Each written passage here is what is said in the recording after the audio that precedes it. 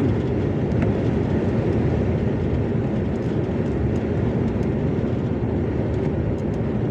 Tanggal na yung antok mo sa view pa lang.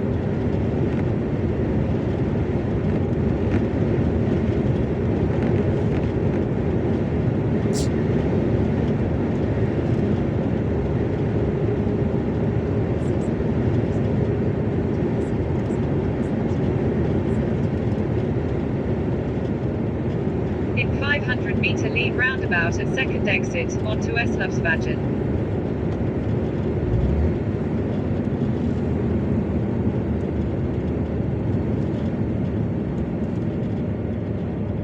Walang ka-traffic.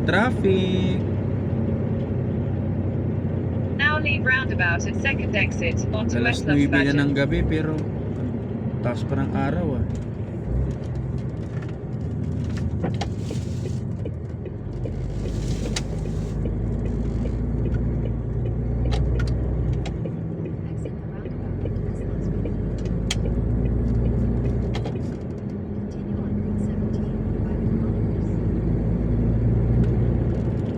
Ganda ng halaman doon.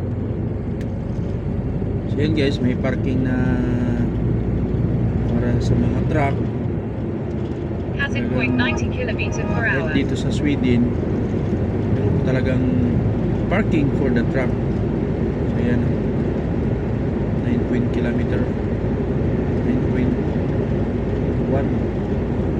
sa ano natin. So pwede ka matulog dyan, kaliwat kanan yan. Yan, may camera. So nasa iyo na yan kung ayaw mo sumunod sa maximum speed limit na 90. Makaka-receive ka talaga ng ano, ng mamahaling picture. Black and white na nga, ang mamahal pa.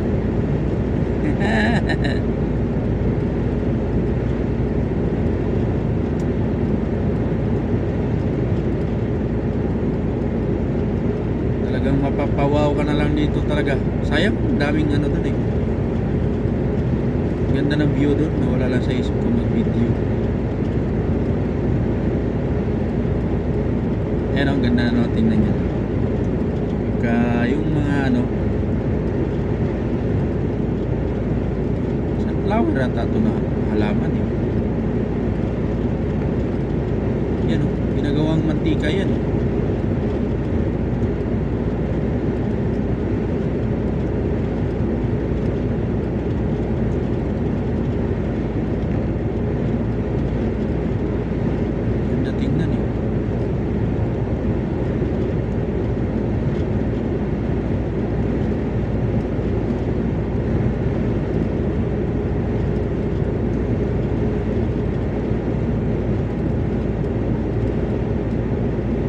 Sa kabila ng ano, kakatanim lang ako.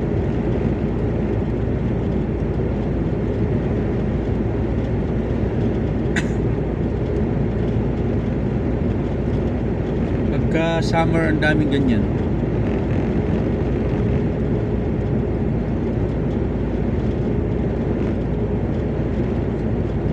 You everything that I've been looking for. And I look into your eyes, and could I ask for more?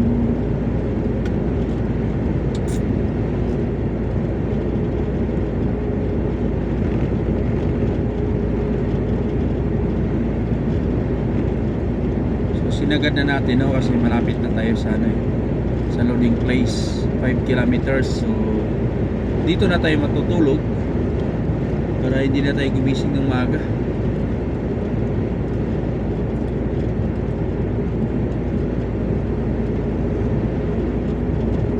Daming windmill dito ah. Windmill.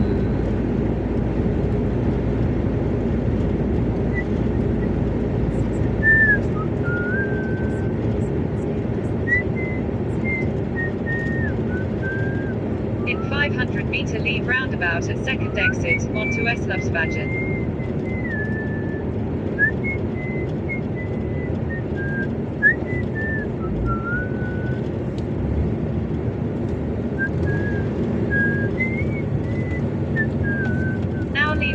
roundabout at second exit, onto Eslövsvägen.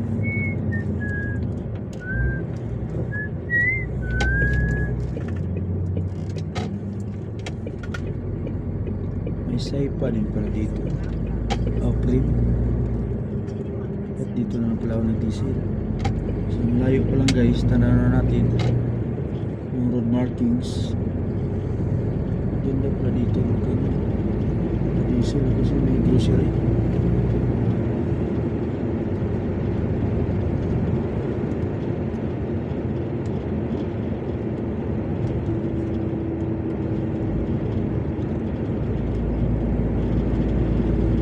Alas 9 na ng gabi, pero maliwanag pa.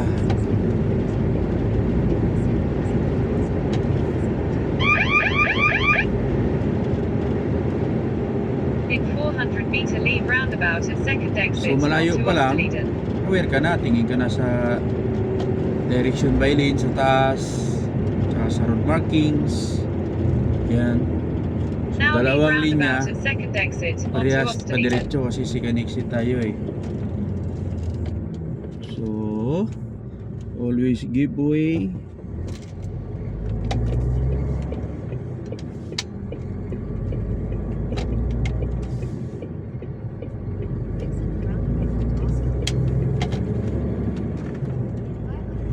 Malayo ka pa lang, aware ka na sa mga signages dahil dito tayo ay nakasalalay na sa In signages doon sa 400 meter mga leave roundabout at second exit, onto followers ko. Österleden.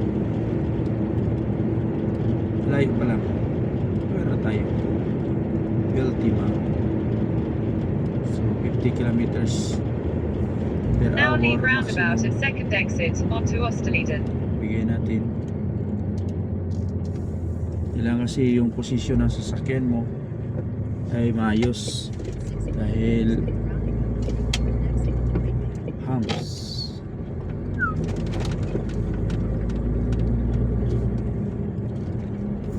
Kagaya niya no. So tatapos siya. So In 400 meter leave roundabout at third exit, onto Ringbergen.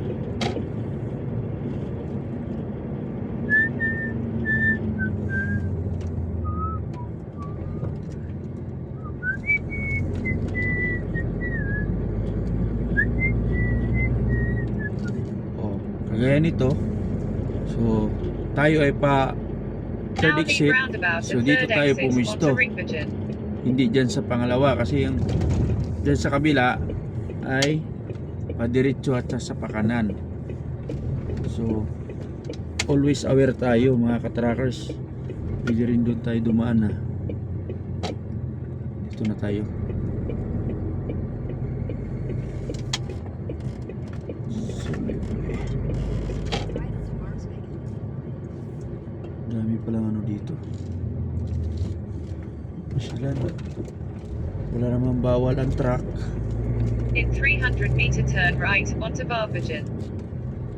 Ang bawal ang truck. Wala din namang release. Rail cable.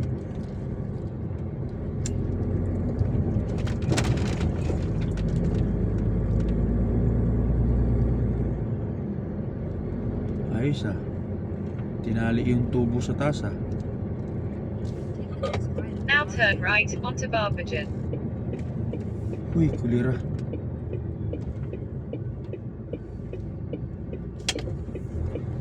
Akala ko may bawal ang truck kasi libre. Aware tayo sa pedestrian mga katrackers dahil talagang always priority ang pedestrian.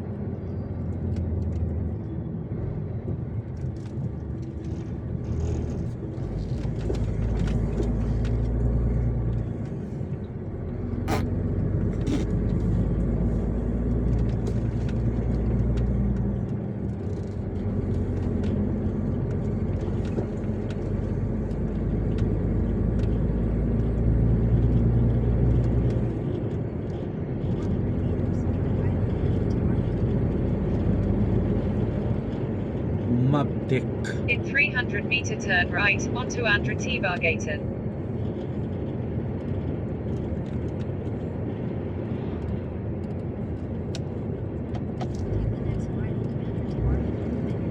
Now turn right onto Andra Tebargatan. Aware sa bike at pedestrian. In 300 meter turn left.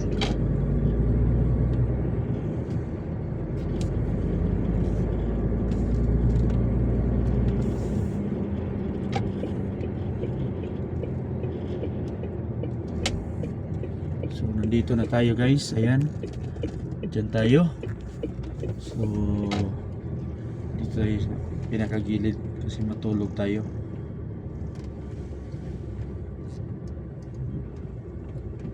Now turn left, then you will have reached your destination. So okay na ako dito.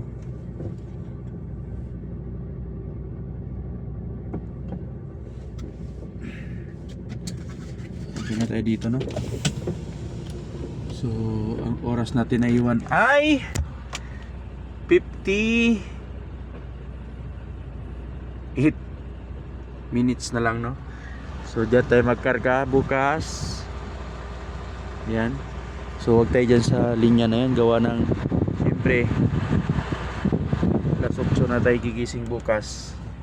So dito lang tayo, mag-encounter tayo guys.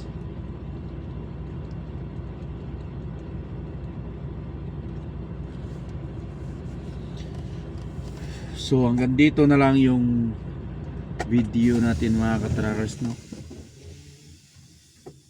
Kakarga tayo dito ng Adlo. So ang ganda tingnan ng ano, ayun oh, may ano, ang tawag yan. So muli, hanggang dito na lang yung video natin mga trackers. Ingat po tayo lagi sa bawat biyahe natin.